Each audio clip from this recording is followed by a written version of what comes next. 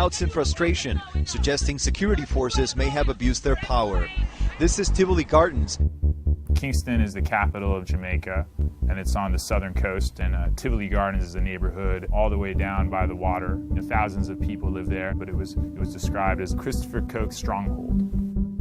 Christopher Coke was sentenced to more than 20 years after he pled guilty to drug trafficking and racketeering. The U.S. had a long-running investigation into Coke, and then they asked for him to be extradited from the Jamaican government, and the extradition did not go smoothly.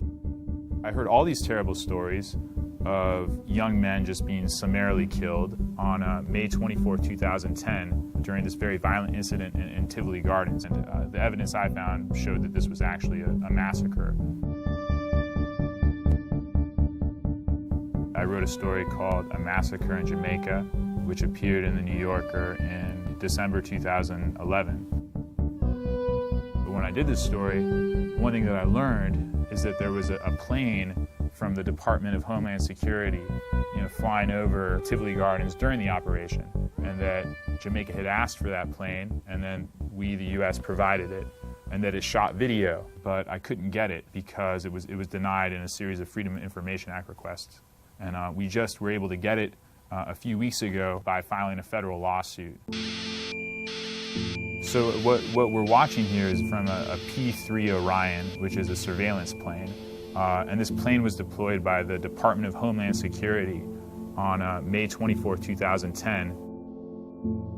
There's a point where it looks like one of the soldiers is maybe picking up shell casings up off the ground, which is something that residents told me that they saw. There's a point where there's definitely an explosion, and then you see a large number of JDF soldiers entering the neighborhood from the western side.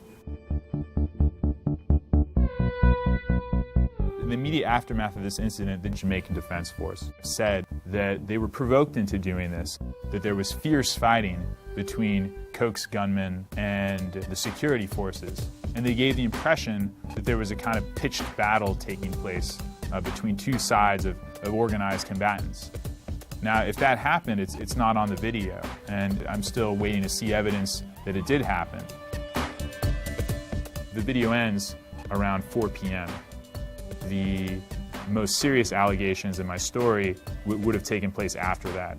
And this video highlights just how many questions remain to be answered. But I just keep coming back to, you have 73 civilians dead, including one U.S. citizen. On the security forces side, there's only one casualty. And then if there was a pitched battle, where are the guns? They only recovered 6 guns from Tivoli Gardens in the immediate aftermath.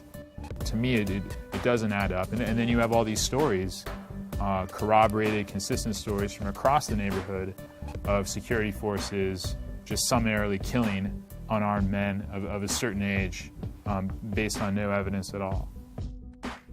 What we see on the videos and what happened in Tivoli Gardens, it's one of the foremost law enforcement problems of the 21st century, which is how do you get a few dozen bad guys out of a residential area that may have hundreds or thousands of people whose relationship to the so-called bad guys is uncertain and who may be completely innocent.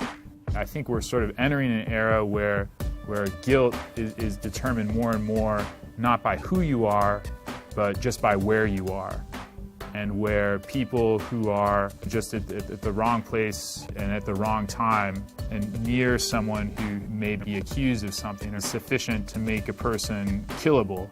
So I think the only way you're really going to get to the bottom of this is have some kind of commission of inquiry within the Jamaican government that would call people to testify and really do a full and complete investigation and put all these questions to rest for good.